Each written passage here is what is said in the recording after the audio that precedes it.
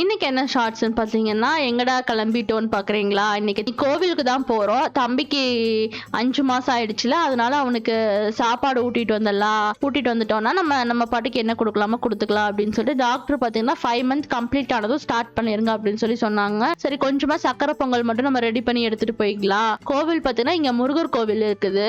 சரி அங்க போய்க்கலாம் அப்படின்னு சொல்லிட்டு என்னோட ட்ரெஸ் பார்த்தீங்கன்னா, போன வருஷத்துக்கு முந்தின வருஷம் தீபாவளிக்கு ரெடி பண்ணது.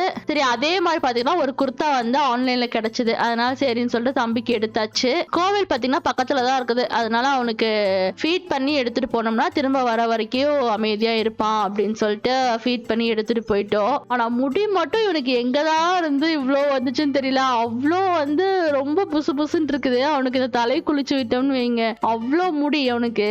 அதுக்கப்புறமா எல்லா பக்கம் போய் சாமி எல்லாம் கும்பிட்டு வந்துட்டு லாஸ்டா அவனுக்கு லைட்டா பொங்கல் ஊட்டணும், அவ்வளவுதான்.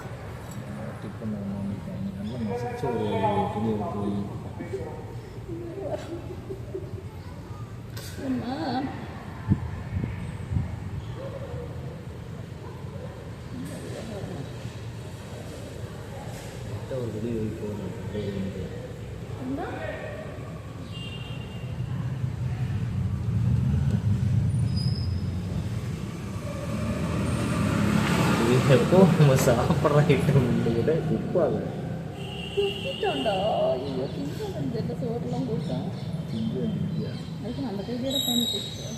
எனக்கு இந்த கை இப்படி வருமாடி சொல்லு ஒழுகுது. நல்லா இருக்குதா? இன்னும் 2 பேருக்கு வழி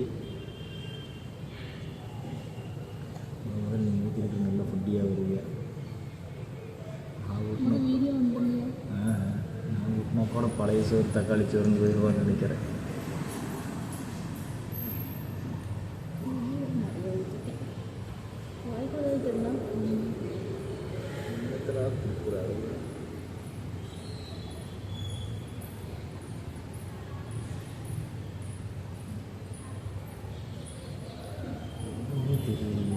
சாப்பிட்றோம் இல்லையா சாமி?